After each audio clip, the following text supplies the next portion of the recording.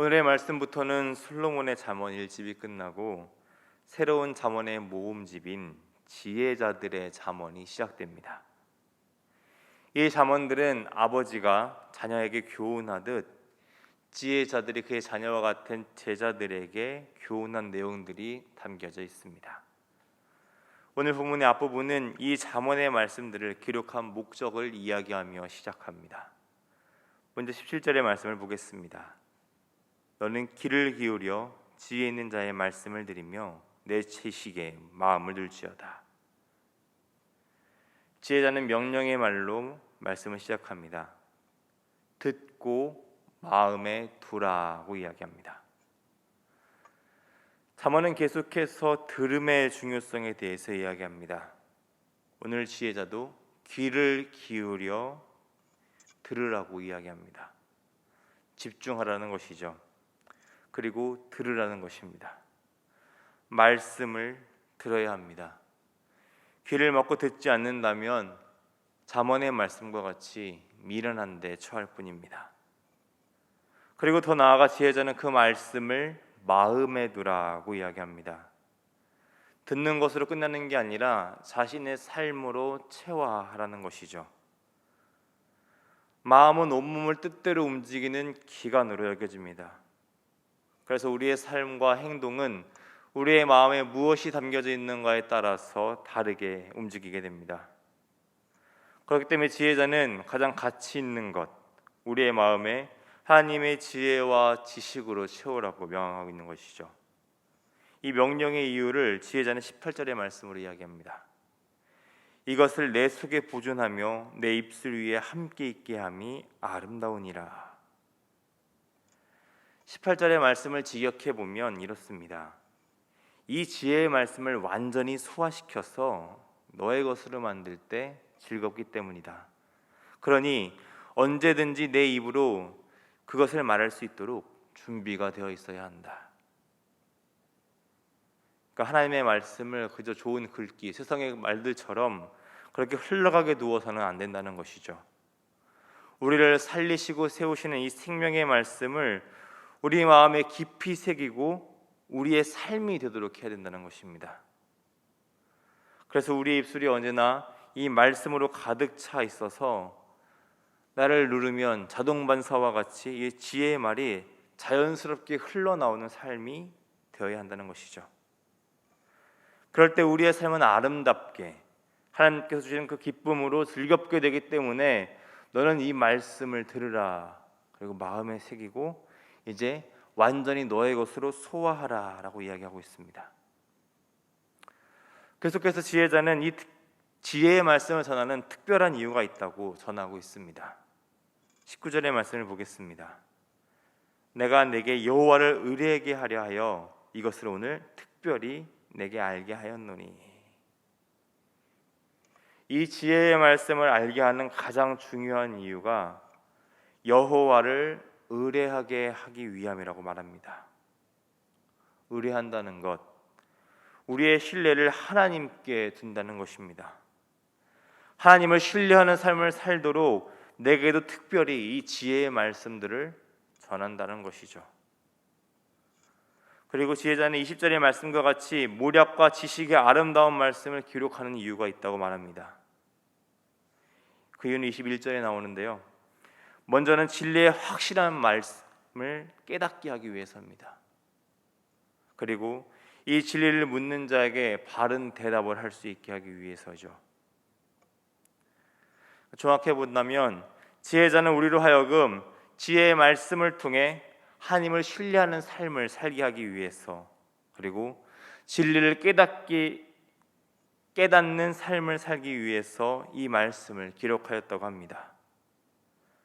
지혜의 말씀을 듣고 마음에 새기며 우리의 삶으로 살아냄으로써 우리의 입술이 항상 진리의 말씀으로 가득한 삶, 그리고 언제나 이 진리를 묻는 자에게 바른 대답을 할 수 있는, 이 지혜를 전하는 자의 삶을 살 수 있는 삶이 되길 바라며 지혜자는 이 잠언의 말씀으로 교훈을 하고 있는 것입니다. 그렇다면 진리의 말씀으로 사는 삶은 어떤 삶일까요? 지혜자는 계속되는 말씀을 통해 우리의 삶이 어떠해야 되는지를 이야기하고 있습니다. 오늘 말씀에서는 특별히 하지 말아야 할 것들을 이야기합니다. 먼저는 약한 자를 압제하는 삶을 살지 말라고 이야기합니다. 본문 22절의 말씀을 보면 약한 자와 곤고한 자가 나옵니다. 약한 자는 힘없고 무력한 사람이죠. 곤고한 자는 그 궁핍함으로 비참한 상황에 처한 사람입니다. 둘 모두 사회적으로 약자이며 소외된 사람들이죠. 이런 이들을 힘이 없다고 약하다는 이유로 폭력을 가하거나 억울하게 해서는 안 된다는 것입니다. 특히 22절의 하반부의 성문은 재판의 장소를 뜻합니다. 지금과 같이 국선 변호사가 있는 시기도 아니고 약자들은 이런 재판에서 억울함을 당하기 일쑤였습니다. 그러나 지혜자는 그런 사회의 흐름에 동조하여 이들을 괴롭히는 자리에 서지 말라고 이야기하는 것이죠. 왜냐하면 하나님께서 이들의 편이 되어주시기 때문입니다.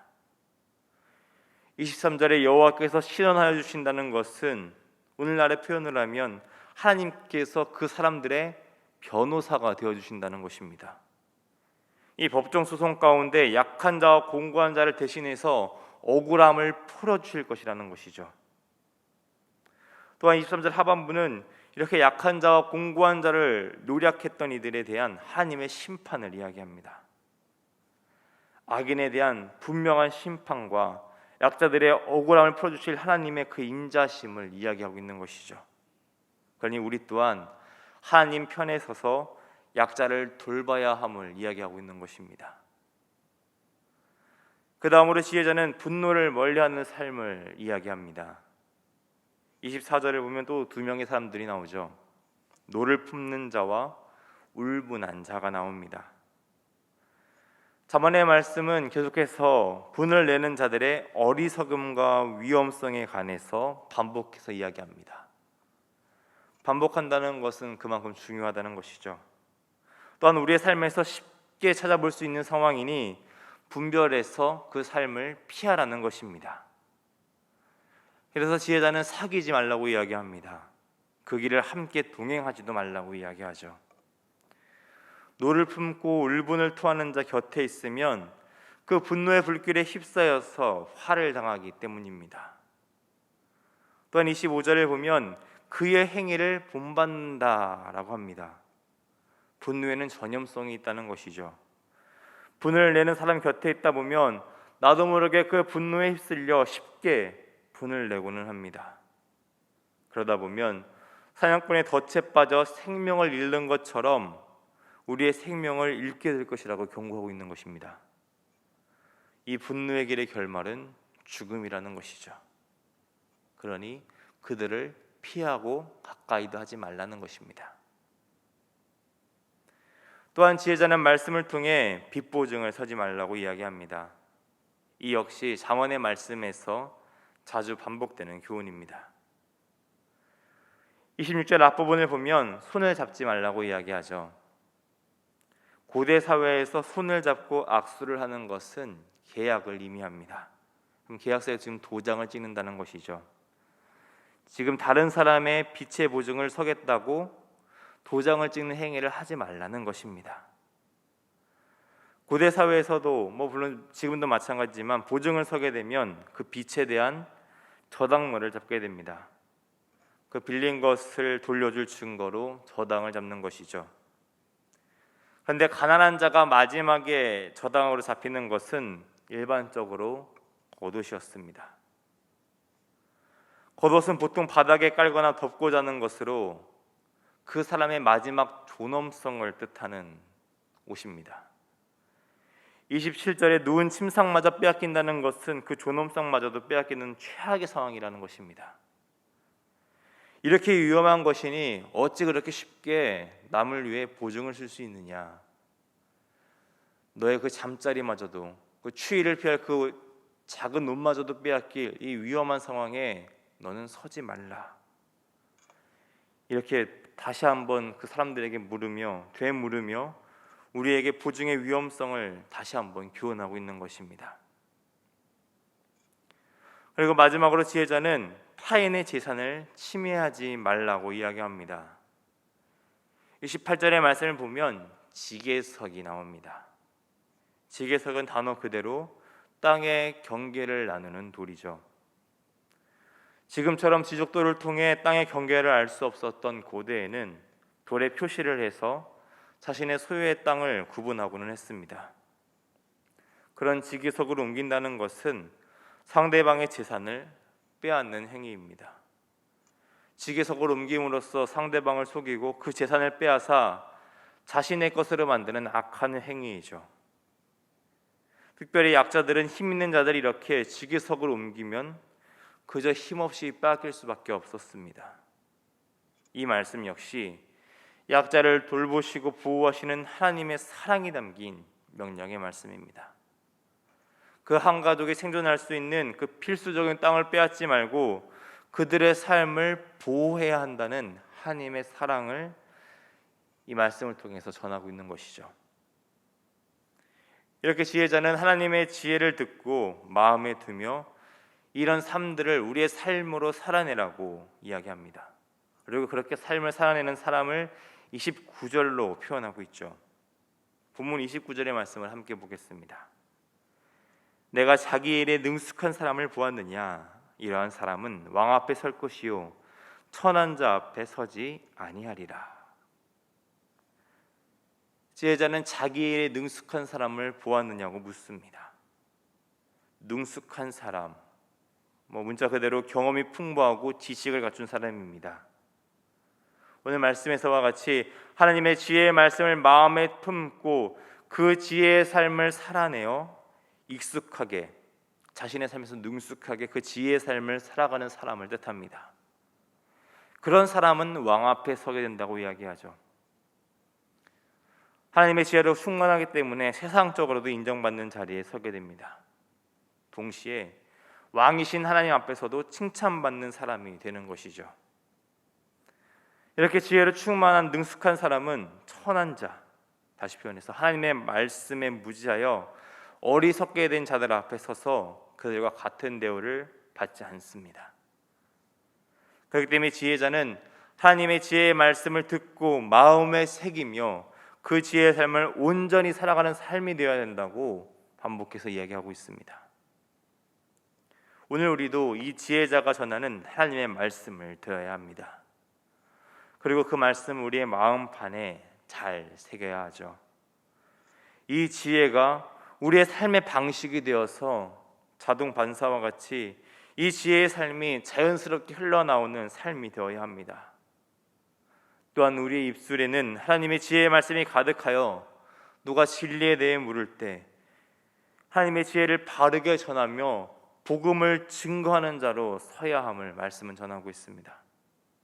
오늘 우리 모두가 이 지혜자가 특별하게 전하는 이 지혜의 말씀을 듣고 신실하신 하나님을 의뢰하며 말씀을 깨닫는 복을 누리는 그런 복된 사람이 되기를 주님의 이름으로 축원합니다. 기도하겠습니다. 오늘도 우리의 삶을 지혜의 말씀으로 가르치시며 인도하시는 하나님 아버지의 사랑에 감사를 드립니다.